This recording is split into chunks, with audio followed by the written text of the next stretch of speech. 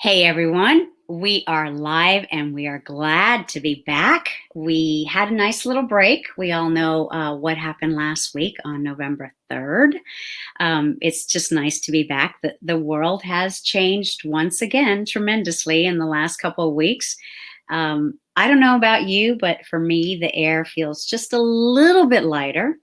I think we just have to get through the flu season and then the new year will be upon us. And I think that 2021 is going to be quite different than this past year. I'm just going to leave it at that because I don't want to set my hopes too high, but I want to always continue to live in positivity and hope. That's what the show is all about after all. I would like to just remind you, for those of you that don't know, my name is Carmen Milagro. I'm a confidence strategist. I'm an entrepreneur artist. I've been with you now since pretty much the beginning of our COVID pandemic. We started these shows on Tuesdays, and it's sort of this constant evolution. And I'm already making some really nice plans and changes for 2021. And I'll be sure to keep you posted on all of that. As you may or may not know, the show is really about showcasing personal stories, positive stories, pops of confidence, and some inspiration. I hope that you get as inspired as I do by all the different types of guests that we have on the show. Every single person has taught me something new. And I sort of agree with that premise that, you know, if you're not learning anymore, then you're 6 feet under. We pride ourselves in bringing communities together, you know, just from musicians to designers to artists to comedians, and bringing the West Coast and the East Coast together. That is one of the things that I love to do just naturally. So it stands to reason that the show is sort of geared in that same way. And so I'm welcoming you back to Confidence Strategies 101. I think probably one of the things that we should talk about before we get to our guest, very special guest, by the way, is, we do continue to be sponsored by Music City Hit Factory, and the plans are still rocking and rolling. We are still under construction. I've got the hard hat over there and all the tape and all that stuff going on. But once we get to that point where we are going to do a soft launch, we'll be able to invite you virtually and then later on in person, of course, to come check out the space. We want to be the mecca for music and the arts and comedy and the central nervous system, if you will, for the city. And we want to bring this back. We want the vitality that San Francisco once had, and the culture and the diversity and that inclusivity, that beautiful spirit of San Francisco. We want to house it here at Music City Hit Factory. So stay tuned for that. Let me just tell you a little bit about our guest tonight. He is Brooklyn born, Jersey raised. He's a stand-up comic. He's dynamic and he's unpredictable. So we don't know what's going to happen during this interview. I'm just letting you know. He's both engaging and he's fun to watch as he struggles to make sense of himself and the world around him.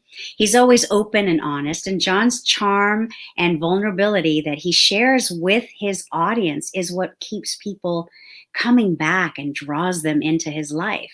And so he's going to share a little bit about who he is and what he does and why he does it tonight, right here on this show.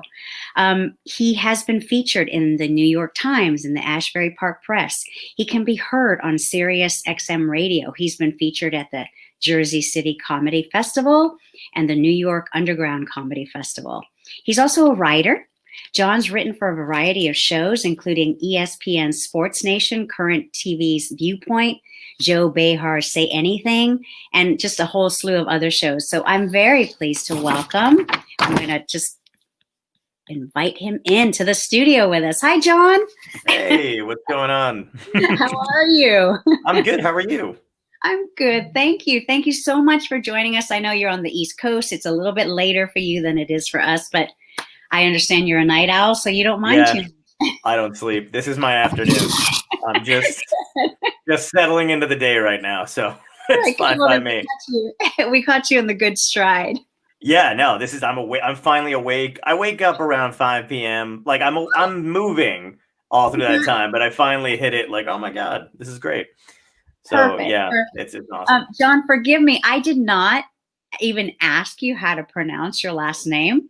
I'm Oh, gonna I'm gonna give it a shot. Like, sure. I'm Spanish. I'm Latina, so I would save it. I would say it Poveromo.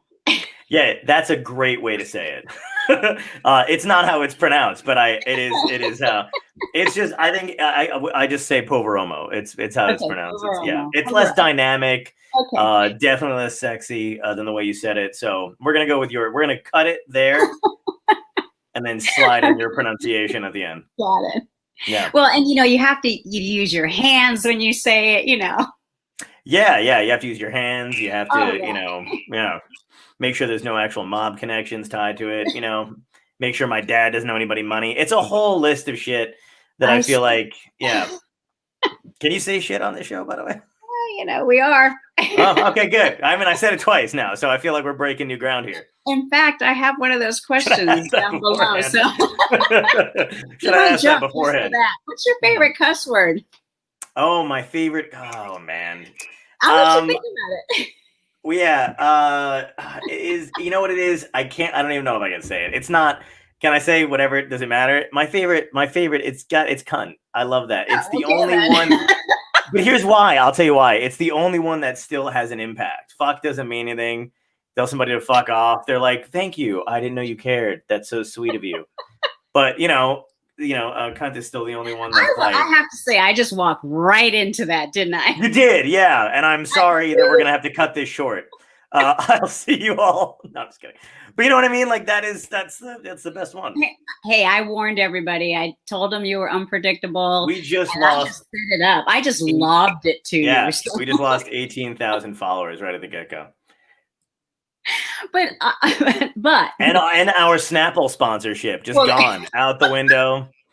Pac-Man also gone. We're facing lawsuits. It's a real Lord. It's a real kick in the dick. This interview. Just kidding. I have no idea. I don't know if I'm going to be able to do this now. All right, so John. Right now, let's talk about being sad. Right. No, not kidding. yet. No, it's fine. No, I'm very excited. I can't say I was fully prepared, but I was prepared knowing that, you're a stand-up comic. So this is a whole new arena for me. You're the first comedian that I've had on the show, and I hope. Oh, really? So, tell your friends. Wow. Well, the bar is now set. Damn. I really would like to ask you though, and I meant to ask you when we were, chatting in the green room, when you learned that you were possibly going to be on the show, what was your first, did you even like Confidence Strategies 101? Where is she? Where is she from? Like, did you go through a whole process of this before going on, coming on the show? Well, I thought it was a mistake. I thought it was a mistake because there's no strategy that I've implemented. That I was like, oh, this is clearly they thought they're looking for some other Italian dude to pop onto the show. It's not me, so I just went with it. I was like, I'll pop in. They'll quickly figure it out. Yeah, exactly. Yeah. No, but the whole I honestly the whole when my manager told me the whole like theme of the show really intrigued me, so it seemed like something fun to do. Well, I think there are some ties, I believe, and I'm hoping that I can actually, ferret them out while I'm talking to you. I hope so too. Anytime you need to get me to stop talking, you just tell me.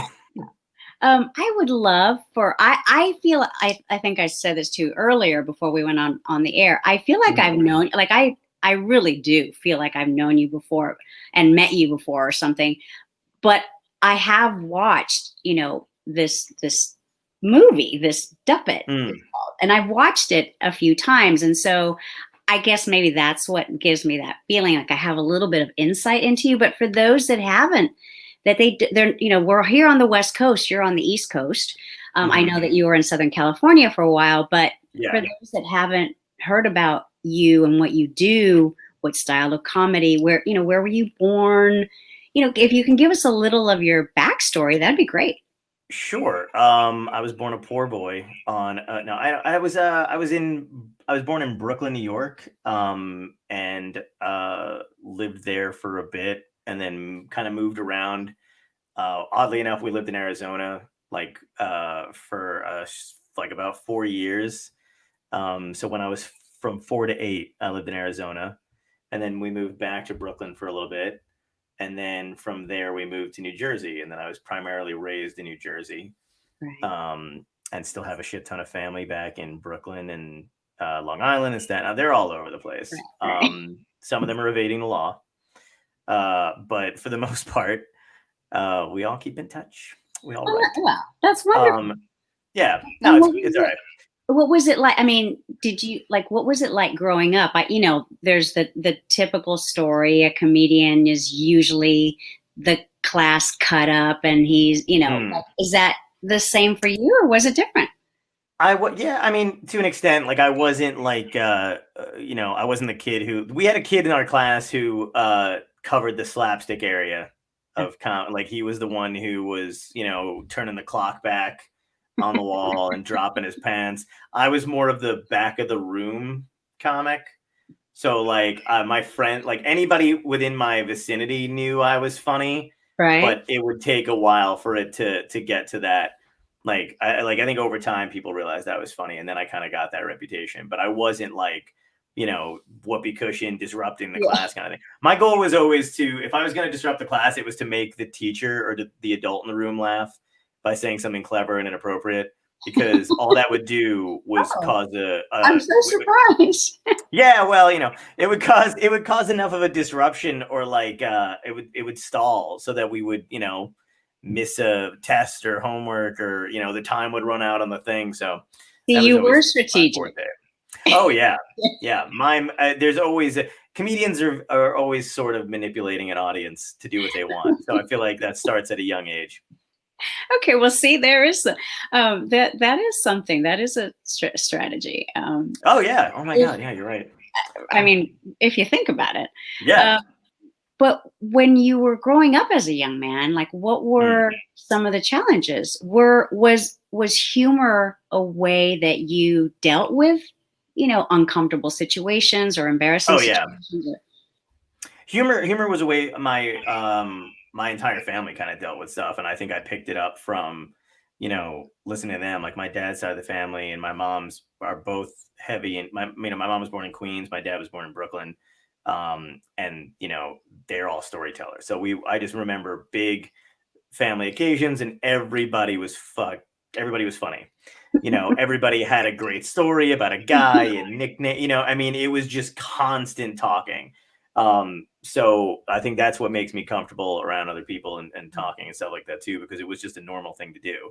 Sure. And then my mom's like side of the family, her dad, my grandfather, was he's English, and so he's got that kind of dry, acerbic wit.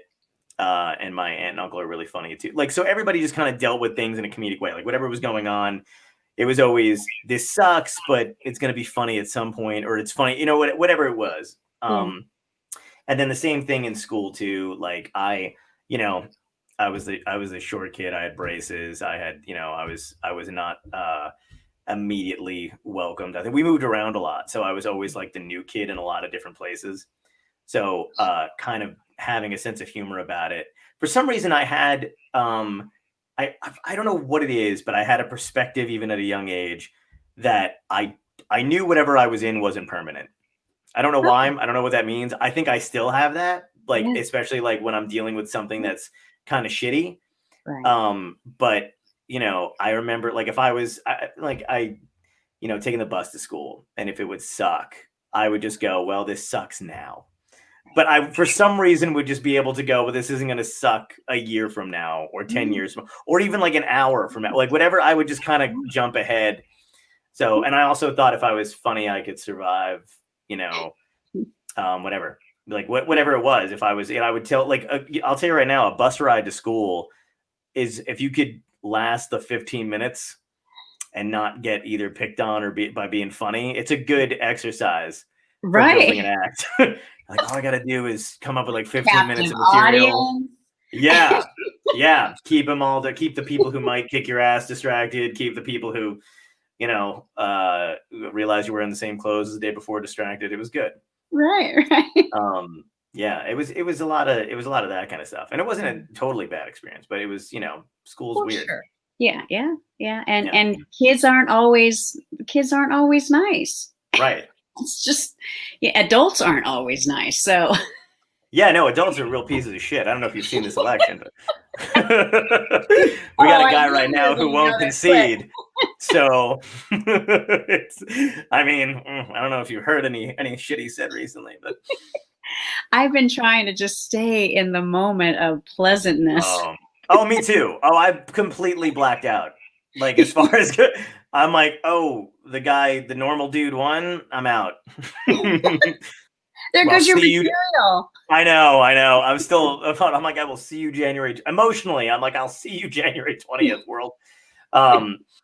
Yeah. It's also funny too, though, was like having the odd confidence and like being funny and shit. I think threw other people off, because there were definitely like, I had friends, just from being funny or whatever, and I always thought it was hilarious. Like, there would be these girls that were like, I should not have been talking to, clearly, by like attractive standards, but my sense of humor kept me. I was like, no, this is totally normal. I'm just fun. And I think it would throw off like the hot guys who like were like, why the fuck is my girlfriend talking to this short, flat haired, braces, acne looking motherfucker? Like, why is this a thing?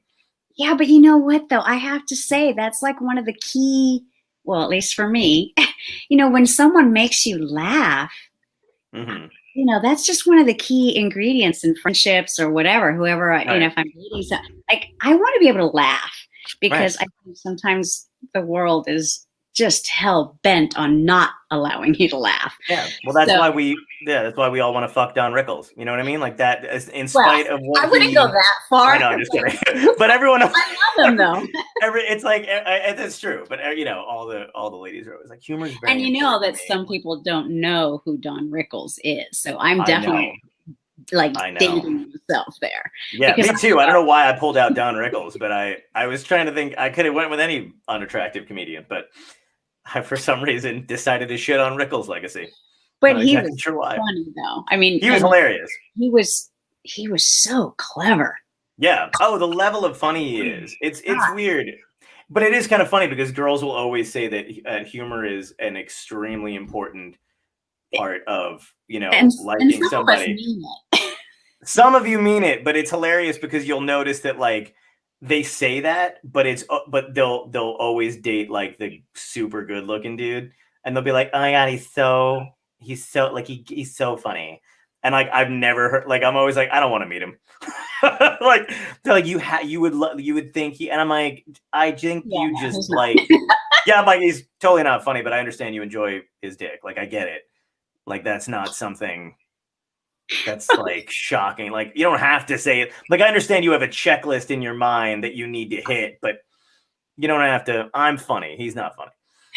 You are, John. Like, you are killing me.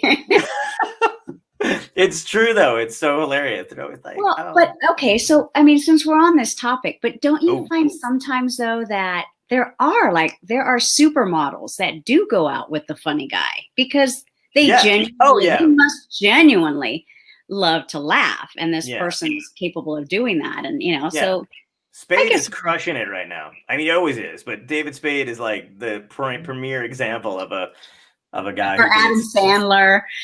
Yes, or Sandler. Well, Sandler's married, so like that. I feel like David Spade's still done the single thing. But Sandler's characters in movies, like his wives, are just like stunning. Yeah. Well, not that he's. Well, they're paid to do that. I don't know if you know that. He didn't marry all those women. No, I'm just kidding.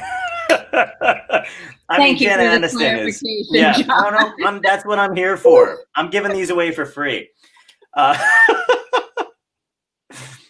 No, but I know what you mean, though. It's always look at that show King of Queens with Kevin James. Man, he had that. Leah Remini was fucking unbelievably attractive. And somehow, though, their real life does emulate that. Yeah.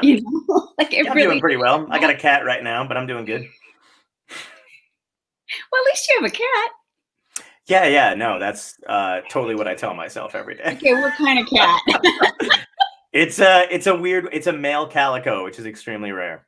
Oh, is it the dark and the orange, or just orange? Oh, sorry, He's I don't got know. orange. He's got no. Orange is everyone's gonna love this section of the thing. Yeah, He's and well, then they where do just you started live? talking about cats. Yeah, he's orange is the tabby one. He's got a little orange in him, but they're the like the Oh, grayish white paw stripe ones. They're uh-huh. sense of humor very important. Thank you. Yeah. So you never know. Sophie might be Yeah, single. yeah. This is gonna Hey, turn I into the know. dating game. Yeah. I know, right? Exactly. This is not a charity thing. But seriously, call me.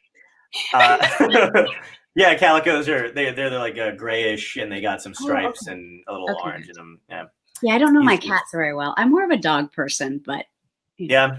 I get it. I know dogs are always happy to see you, and cats could give a shit. Yeah. Less.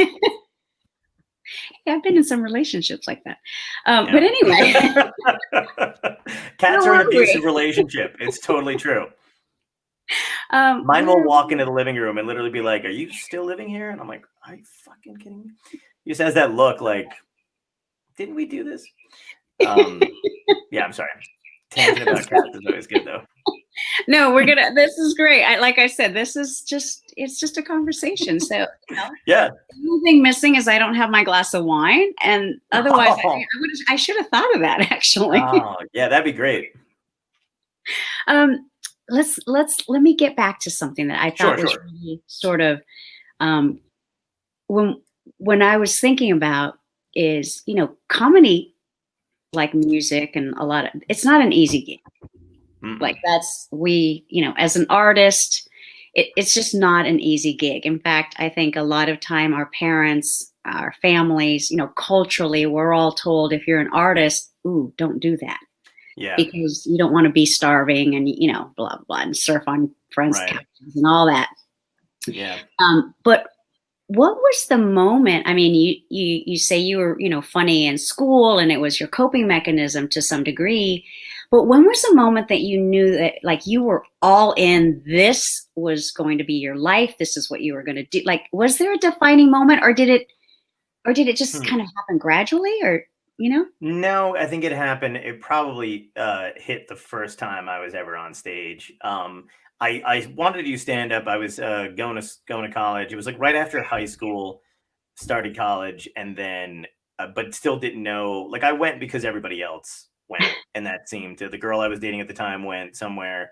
My friends all went somewhere. So it was just nobody talked about doing anything else. I mean, I had a couple friends that were doing their own thing, but they always like they were already singing and dancing. You know what I mean? They were in the Right. school plays or so there's, when you're a high school kid, there's no comedy club, Right.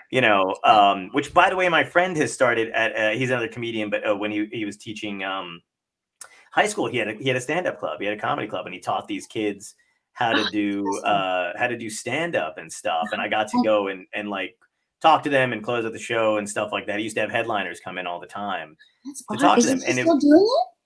he's still doing it, yeah, and it's That's amazing. Yeah, wonderful. yeah. And he's a good guy. He's my writing partner. We Oh, wrote Duppet together actually. Vinny oh, Nardiello. okay. Yeah. Okay, great. So he's Oh, he's another awesome. guest. Yeah, exactly. Yeah. Oh yeah. He's great to talk to. And I'm like every time I talk to those kids when I get to go in there, I'm always telling them how super jealous I am of like that they have somebody like him who's actually been on the road and done stuff, teaching them how to use their sense of humor creatively and to think a different way. And a lot of those kids, I think, get to deal with, issues by telling Right. jokes and making people laugh. So it's But cool. being guided through that process, Yeah. that's pretty incredible. Yeah. By somebody who writes professionally outside of, teaching and Oh, stuff. that's So great. it's good. So, It's awesome. so when So was the first time that you were on? 2005, it's coming up. November 21st, 2005 was my first time on stage. Oh, so 15 years ago. 15 years ago. Yeah. Right. Oh, see, Yep. I'm good at math too. Yeah, you were. That was quick. I was like, I was like, oh, I don't know. Yeah, no, but it was 15 years ago. Yeah, and that was my first time. And then after that was That's like, I never want to do anything else. right. And it was, and then I just kept like, you just kept going, which is crazy to me because I Yeah. still think I thought it was impossible before that.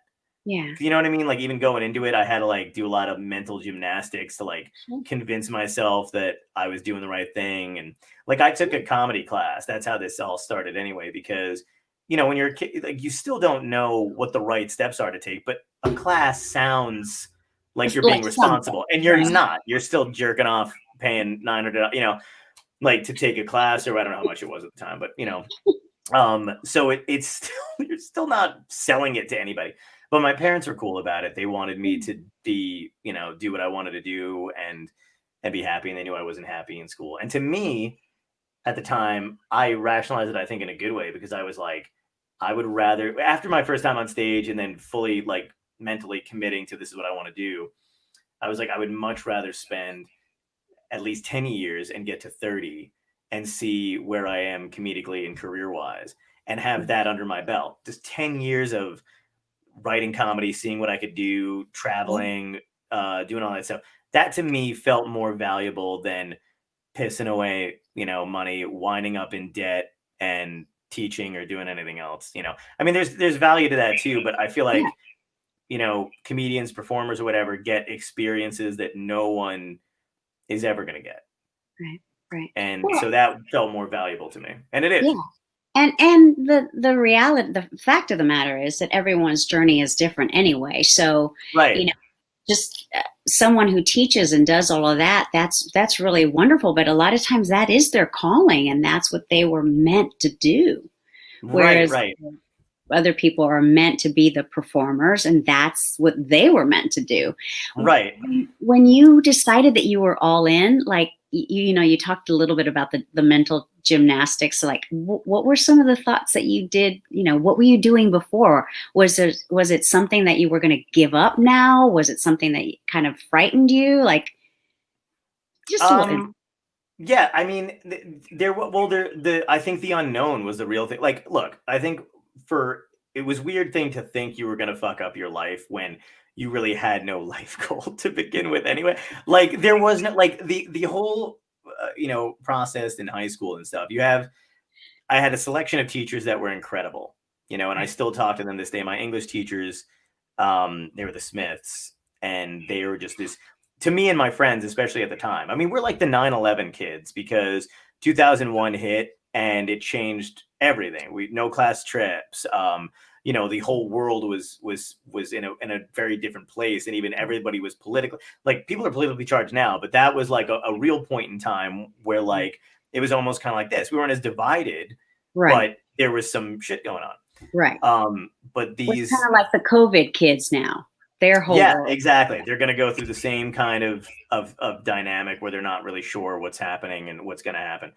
And you come through it anyway. Like I think the main thing is like, you just keep going on. But yeah, we had those teachers. I had those teachers that were great, and kind of, told us to do what we were passionate about and all this stuff. And then but also then there's a hand of that. You have the other side of the coin where you had some teachers who were like, if you don't pass algebra 2, you're not going to be able to have like you would think you were starving on the street, but it's because math sucks. So they have to really build up the importance of. I mean, it's good, but like I feel like obviously math is great. I envy people who are math geniuses, and Right. my friend is a mathematician and he's brilliant and stuff, and he can do all that kind of shit. But like for kids like me back then, like who I'm not good at that kind of stuff. I was always great at science, I was always good at writing and stuff, but Right. like in history, memorizing shit, but math was just not my thing. Right. But to have that, so yeah, but to me, for whatever reason, you still leave that and you're like, I could really fuck up my life. But there's nothing, you kind of realize slowly but surely that there's nothing you could fuck it up more by just being miserable. And everybody, like, I would kind of observe adults around me and people who, were trying to give good advice, but I'd be like, man, you're giving me advice, but you fucking hate everything about your life. So I don't know why I'm listening. Right. Like, Right. Just to be courteous. Like, let me tell you how to handle credit cards. And you're like, but you don't have any.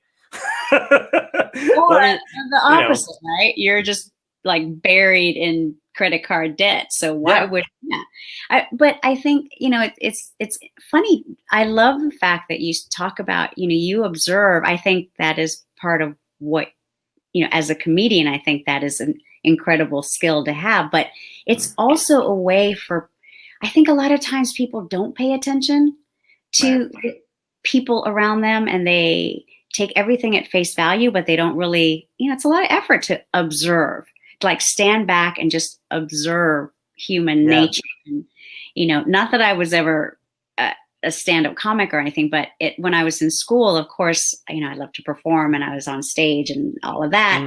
And one of the things that I think to this day has been one of the most interesting, like important life skills that my drama teacher instilled in me was to sit and watch other people around me, to just be still. And sometimes, there's moments where I'm totally not extroverted at all. Yeah. And I can disappear into the background and people don't even realize I'm there. And it's this magical thing that happens when you really stop and observe people.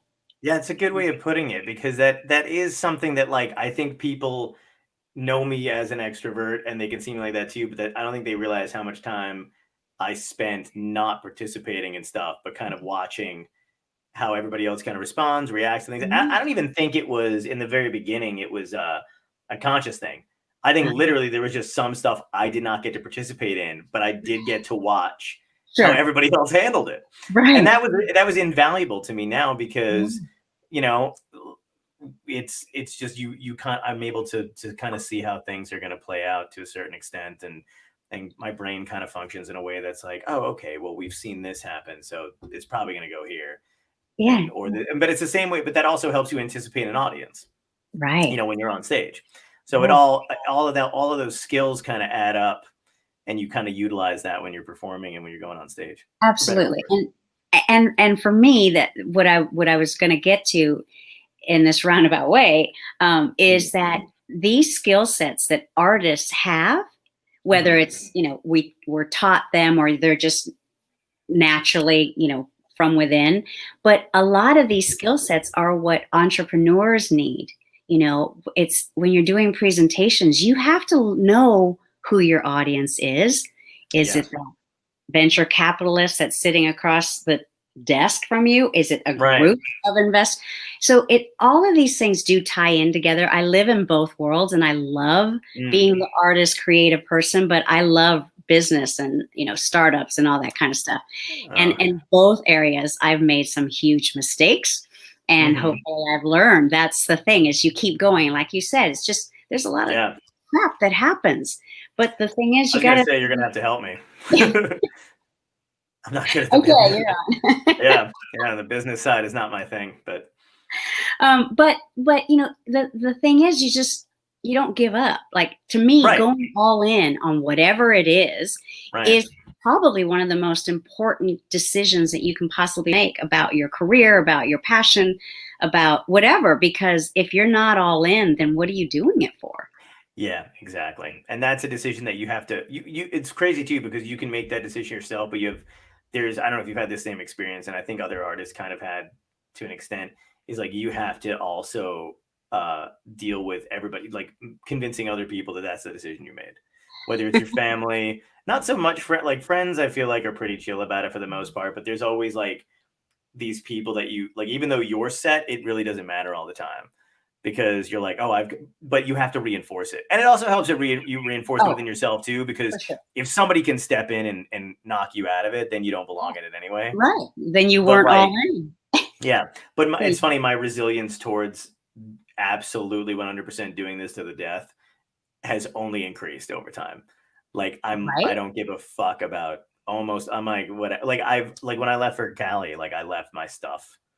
Like I had stuff. People were like, some of my friends were like, I can't believe you just left all your shit. And I was like, what am I gonna do with it? I had it for a long time, and can't take it with you, so whatever. Right. But that's that all in. That's what I'm talking about. It's that dedication. It's that, you're honing your craft. You're living and breathing the thing that you are becoming.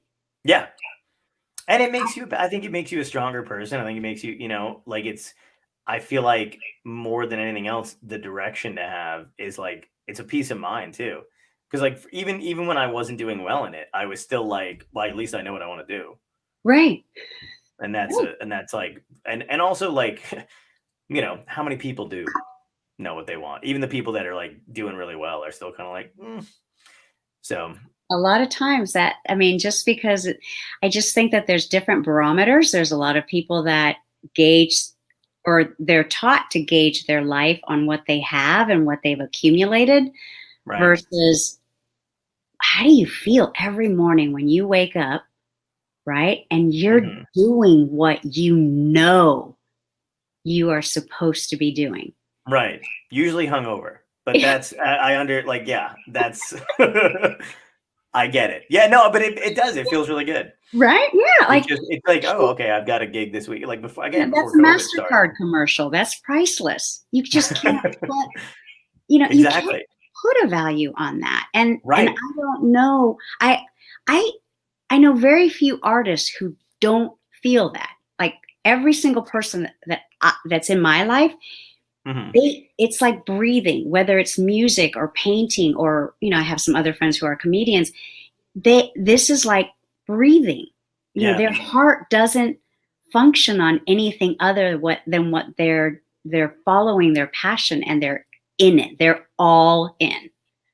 Yeah. It is a really good. It's a good feeling, and it's like, but that's it's one of those things where like with like COVID and everything now, um people, I know people are like, comedians are struggling or whatever, but I think for the most part it's going to knock off some of the people who aren't really invested in it, or we're just kind of playing the role because Dabbling. yeah, we're dabbling in it because again, like, I mean, obviously a lot of us haven't been on stage in 7 months, like 7, 8 months or whatever. I Right. still don't feel like that's going to be a problem when we're able to go back and do it full time or whatever, because I've been, I mean, I've been I've been doing it professionally for a long time, but I feel like it's always been me. So this is not, talent doesn't rust Right. necessarily. So Exactly. And I would imagine, I mean, could you share with us a little bit, like, okay, you've had this downtime, or this not on mhm. stage time. So what has changed for you? Are you writing more, or are you coming up with different, just new acts and different things, new other movies? Let's talk about Duppet too. So Yeah, I've tried a lot of new cheeses. Cheeses I never thought I'd be eating. Fancy ones that make you sick. No, no, there's those cheeses, by the way, which I did not. Apparently, my palate's not that refined. But other than that, yeah, I've been exercising some other. Look, I mean, that's another thing too. Is I feel like you're always you're looking to add things to your tools kit, and I think there's some comics who feel like doing anything else other than comedy is like being disrespectful to the career, or whatever it is. And it's like, no, like, have the stand up. Like, I always had the stand up, but the only other thing I ever wanted to do other than being a comedian was I wanted to be a cartoonist, because I really had no intention of ever making any money. So like that was like, those are my two dream jobs. No, nothing, no lawyer, nothing. Um, so there's that. But like but I did. But I would still draw, and I put out a book, and while I was like, I draw all these cartoons while I was in my hotel room, and I post them online on my website, and then made it into a book. And sometimes I've gotten them published in like magazines and shit or whatever. But like, so yeah, I have that. And then, when you're a comedian, to me anyway, when you're in this business, you are not just, the guy who writes and tells jokes. I mean, that would have been great. And I think that was like the good part about the 80s. I would have fucking crushed in the 80s. But it would have been so good. I would, uh, but now you're like content creator, social media manager. If you don't have your own manager, you're your own book area and yeah, all that other shit. yeah, You have to know how to graphically design your stuff. You're selling yourself constantly. right. You're also writing. You're also, Your YouTube so channel. yeah, your YouTube channel, your fucking TikTok. Like, I just did TikTok a few weeks ago, and I'm kicking myself because I didn't do it sooner. Uh-huh. But the video that I posted it's like 70,000 views away from 1 million views. Wow, and it's going up great. a few thousand like every day. It's like at 900 and something thousand That's views. I have a lot of fantastic. time. I check it a lot. Yeah. A lot of downtime. A lot Yeah, of there you drinking. go. But that's fantastic. Good for you. Yeah, thanks. Yeah, so but that's cool. And then now I'm trying other TikTok shit. I refuse to dance. I'm not going to do that. I don't have the body. But it's still, I feel like that's cool. But that's another thing too. So like during this pandemic, it's like, okay, so focused on writing and doing a podcast. I've got I'm still writing material and stuff like that too. I did like one Zoom show. It was fun. I had a good set, but going out on top and undefeated, not going to do another one because it's just not comedy to me. So it's like, I get it that it's fun to do, but I feel like I should be doing other things. So, I've been doing a lot of that kind of stuff. And now also Duppet is streaming on Amazon Prime. It's a short film I wrote with my buddy Vinny and came up with the concept a few years prior to writing it, but then kind of got busy and didn't do anything with it. So revisited it and then finally got to make that. And then so what basically the whole concept of it is that it's a guy who's a loosely based on me. Character's name is, well, yeah, it's based on me. I mean, the name is, yeah, so we have the same name. Look, yeah, okay, it's based on me. The puppet looks like me. I don't know what to tell everybody. So, so anyway, yeah, so it's me. His depression manifests itself into a puppet. And we picked a puppet because originally when I started writing it, before my buddy came on board, I had it as just like a really bad roommate that nobody else could see, or like nobody. But then we were like, that's kind of going to be a pain in the ass to hire somebody to kind of look like, like what, like it was supposed to still kind of look like me. Yeah. But like a worse version. So COVID me. So we just didn't know this was going to hit. Now I could have played both roles if we just waited. Right. So we designed this. My buddy Greg Johnson is great with puppets and stuff, and he designed. How convenient.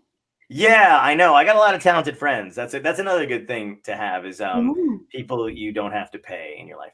So hold on to those friends, kids. We're not airing this, are we? It's going. It's just between you and I. Yeah, it's fine. Just a casual conversation. Yeah. It's just between two strangers. But we'll be long lost friends now. We stopped recording after I asked you your favorite curse word. It's fine. So we did, he designed the puppet and when everything we like picked out a bunch of cool stuff online that was super cheap to do it with. The jacket is like a kid's leather jacket that was like $20 at Target. The hair is like an Elvis kid's wig, from Amazon. And then, so anyway, we did that. It resonated really well with everybody. We got written up in a couple. One was this site called The Mighty, which just solely deals with depression and mental illness and stuff like that. So they have a very wide audience. Yeah. And then Jim Henson's company saw it, loved it, and then called me out to come to California to talk to them about making it into a series. So that was awesome. And that was still going on, but COVID hit and now everything's on pause. So we're like, good for you though. Yeah. So hopefully that's still going on and we're editing, I mean, again, I tend to look on the bright side of things and great, someone has to. But the way that I saw it, after I watched it a few times, I feel like it was such a great way to address a very, serious topic, but in a way where it made it more, I don't want to use the word palatable, but it just made it less, easier to digest, easier to process. You mean more relatable. I felt like it just made it more relatable and not there's not, I guess because you're talking about a puppet, but the stigma is different than watching someone else struggle. There is humor, hopefully, at some point at the end of the day, at the end of the tunnel. That was kind of our intent. with the puppet and having that in there because we wanted it. We wanted a non-threatening way to explain how somebody's mind can kind of turn against them, and the best way to do it is apparently to have a dickish little antagonistic puppet kind of running your life into the ground. And the thing is that he's doing all that, but he is adorable. Yeah. So it's like you're like, God, this thing is a fucking monster, but he's kind of cute. But I do think it is going to help people. I really do. I really hope so. do. You know, and that was one of the best things about it was how many people it resonated with. Because the same thing when you make something, you have no idea how it's going to be received, but to have it within like the week it was put out, have all these people like emailing and texting and then like leaving comments and all that other stuff to just say like, what was cool was people describing what their Duppet was to me was like one of the best things because they were like, oh my God, I love that you did it in this way. I've got a Duppet too. And here's what it is. And then I'm like, oh, so we got to talk about that kind of stuff a little bit. That's fantastic. And that seems like it's such a great way to sort of feed the funnel for the series, for the potential series. Yeah, that's what we're really hoping. We want to just expand on it too. And that's another thing too. We've had people ask if we're going to make another one. They're like, what happens to him? And I was like, right. Well, that was on my question sheet. We had enough time to make one and no money. So yeah, we did that. We did that extremely quickly.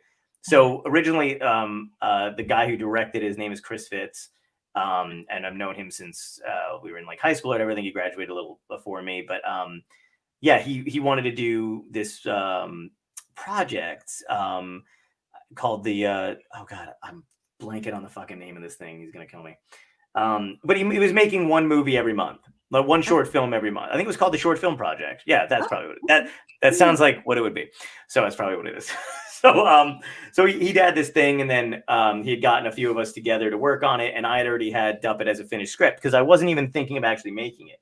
The idea was just to write it, and I had contact with these networks that I've already established a rapport with. So my thing was, I'm just going to go back out to LA. I'll pitch this. Oh, you were going to shop it. Yeah, I was just going to shop it. But we had written it, and then we had written a bunch of other, like I have so many projects that were like irons in the fire type things. So I understand. Yeah. So I'm just like, so I was like, what's one more? So we wrote it and like, well, we'll take this out to LA. And then, but then we, this thing came along and we were like, well, I've already got the script. If you guys want to do it, let's do it. And of course, when I was writing it, I wasn't thinking it was going to be a bunch of people with no funding. And, just we all have lives and schedules and times to do. And then plus the deadline that he wanted to do was one movie every month. So we had a few weeks before the end of September 30th to do this. So and plus in the script, I'd written like 9 locations and he's like, are you fucking kidding me? Like, and I was like, I didn't know we were I wasn't thinking like I was actually going to film this with people. So, but we did it. I mean, to like almost exactly what the script was. We made a lot of stuff work. And it was incredibly fun to do. And a bunch of talented people worked on it. So, and the guy who directed it also edited it. And that's like, I mean, it looks, honestly, aside from, like the writing and the, and the talent. Like yeah. Aside from that too, like it looks like I was impressed with, cause I'd worked on other stuff before, people putting stuff together. And, I'm sure you've done the same thing where you get it and you're like, for the love of God, don't let people see this. Where you're like, holy hell, this is pure trash. But he did such a good job with the editing and everything, and everybody else pulled together, and the puppet looks good on. So it was a miracle that it got done that good. But everybody that I worked with is super talented. Yeah, I'm really excited to hear that there is this whole momentum behind it. I think it's wonderful. Congratulations. Thank you. I appreciate that. Thanks. Yeah, I'm hoping, knock on, this isn't wood, but whatever. It's a knock. It's fine. I think that's fantastic. I think that's something to look forward to. I hope it does. I really would love that. That's a series that I would binge watch.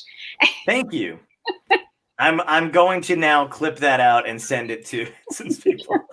Would you just? Yeah, I'm hoping they greenlight it. I mean, as soon as I know that everybody's hurting, and like LA is not really back up in production yet. So Right. yeah, and plus we No, didn't but the know. topic itself, I think it's very timely, and the way that you're addressing it, it's really, at least, I mean, that's just my opinion, but I just feel like you're addressing it in such a unique, less heavy way. Thank you. Yeah, Yeah, I'm glad you and I say that think because that's exactly what we were going for. yeah, yeah. John, I can't believe it's almost been an hour since we started chatting. Oh, no, I can't either. I was like, let's keep going. But what are we raising money for? Let's just Well, keep I fucking know, talking. right? But I do have this sort of what I call the second segment, which is one of the like the actor studio where I just ask you just a bunch of questions, Cool. and it's no thinking. It's just whatever. I'm sure you have no problem with this. Right. Just whatever comes out, whatever is right there. So you want to give it a go? Yeah, let's give it a go. Okay. Your favorite food. What's your favorite food? Oh, pizza. Okay. I already asked you what's your favorite cuss word. That was great. If you had a chance to have lunch with one hero in your life, who would that be and why? Ooh, I would probably go with Robin Williams. I would have loved to have met him. Yeah, that was a guy. That was like kind of like a gateway into comedy because when I was a kid, I would watch reruns of Mork and Mindy. Oh, And of so course. I didn't even know what a stand-up comic was, but this guy was hilarious. So I was just, and then I found out what a stand-up comic was through him. So And the fact that almost everything he did on that show was improv was yes, yeah, that was impressive. I don't know about the show premise. Like we've all bought. I'm older than you are, clearly, but like I didn't watch the reruns. I watched the original one. I mean, the fact that the whole premise was just like we all just bought into it. Didn't even. Oh, I know, and that was another thing too. Like that whole show was designed around like the other people barely had to do anything because the script was nothing. Like there's no depth to it. Nobody gave a fuck. Like it was all like the actors are just like I'm gonna say 3 lines and then this coked out weirdo is gonna go off. And then that's what they would do. I mean, it's crazy. He's a genius, obviously, but like that's like I always look at that show now and I'm like, they had nothing. They had nothing to do. That guy carried the whole fucking show. I know. He's so brilliant. Yeah. What's the best life lesson that you've learned so far? Oh, that's a good question. And you said no thinking, but here I am thinking. I think maybe the person who wrote these questions wasn't. Yeah. No, I guess the best one is to kind of. I mean, okay, so I think I would say the best life lesson I've learned is that you have to do whatever makes you happy. I know that's almost seems kind of cliche, but like in spite of everyone else. So like whatever you're going to do, just make sure you commit to it, and take advice when you can, take pieces of it here and there, but for the most part, it's your fucking life. Nobody gets to tell you how you want to live. If you want to fucking try to write plays in New York and live on somebody's couch till you're 40, are you happy?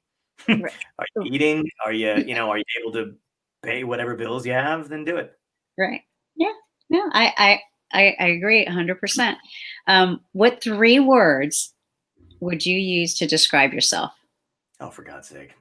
There's 3. Okay. No, yeah. Say this. It's 4, but whatever.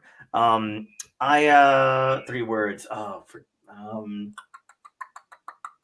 gosh. Wow. Try not to be too negative here. I would say extroverted, kind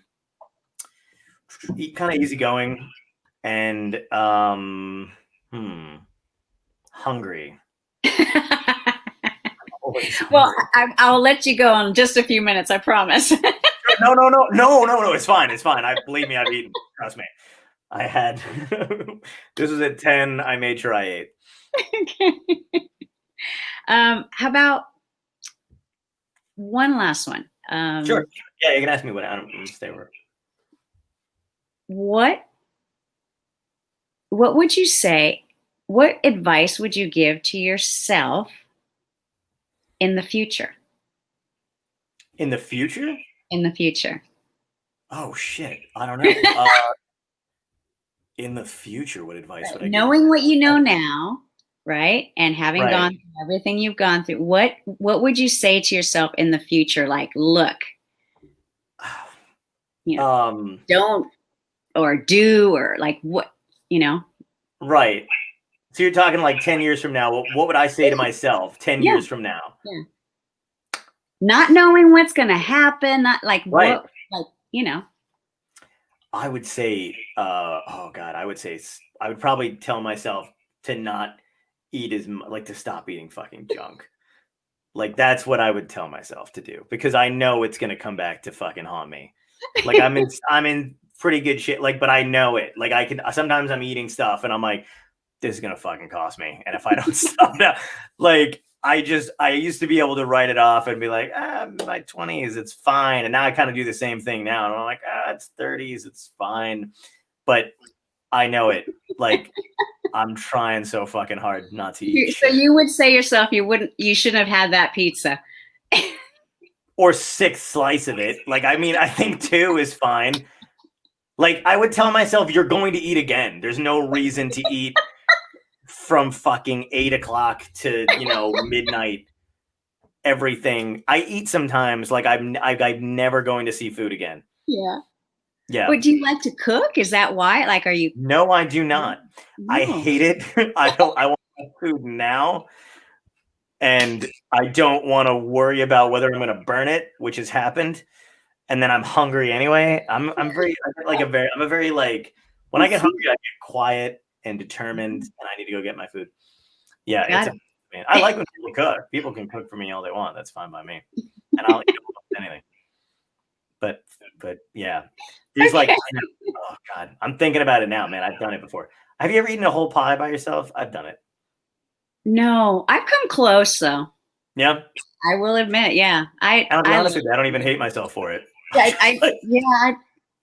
I can justify anything when it comes to food. I can if I were to eat a whole pizza by myself, I'd say, well, I've never done it before. Now I have. I mean, I love food. I love cooking. Me too. I love going out. I love food. So the social aspect of it is my favorite thing in the world. Like if I'm by myself for the most part, I'm not gonna, it's not gonna be too bad. But when I'm out all the time, like I love just food all over the table and sandwiches, and I love splitting things with people. I think it's a cultural thing or something because I feel exactly the same way. Yeah, my favorite thing is to work really hard the whole day. Sometimes during the day I don't eat because I'm just like I can't wait for dinner, and dinner for me is 4, 5, 6 hours at the table with friends and wine and all kinds of courses, and that to me is life. That's what I love. I'm the same way. Like if I know I'm going to be eating a lot later, like I won't really eat that. Like I'll still eat during the day because I'm, not a monster, but like I won't I'll go like, oh, I know I'm going to be eating all night. Because here's the thing, I'll do it anyway, but I'll just feel sick afterwards. Right. So I'd rather not. Yeah. Like it's not like I'm like, oh, I'm eating light because I'm going to eat a lot later. It's like I'm eating light so I can eat a lot later and not fucking look like a beached whale. No, and that for me has been the biggest challenge of, sheltering in place and all of that is the social aspect of dinner. Yeah.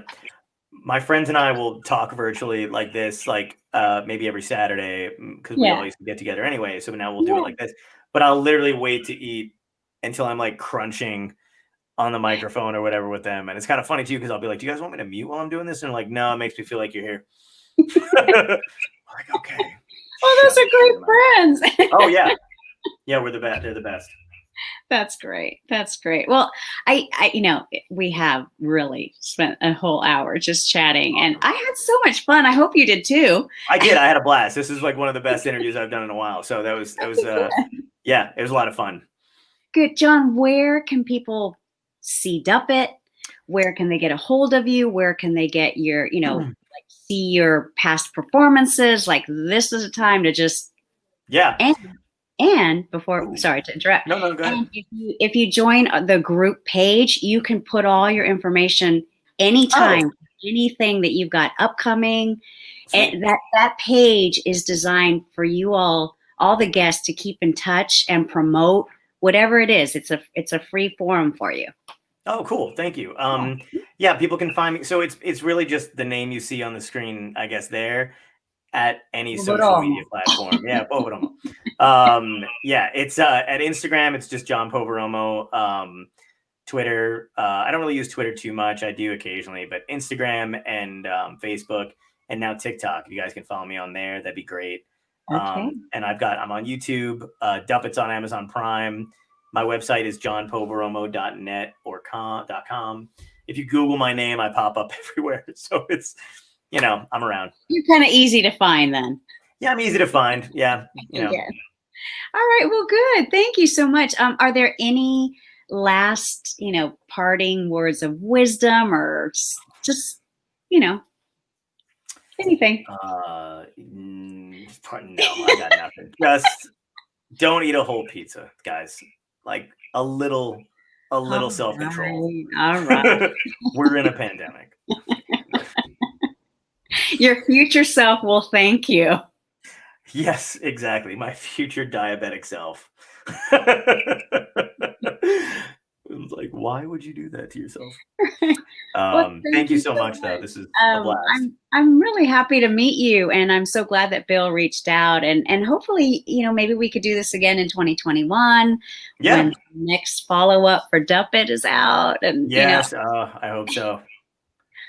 That'd be fantastic. I really do. I really, really think that it's such a unique approach that you're really going to help a lot of people. I just, sincerely, I think you really are already. But to get it out there, I think you're going to help a lot of people.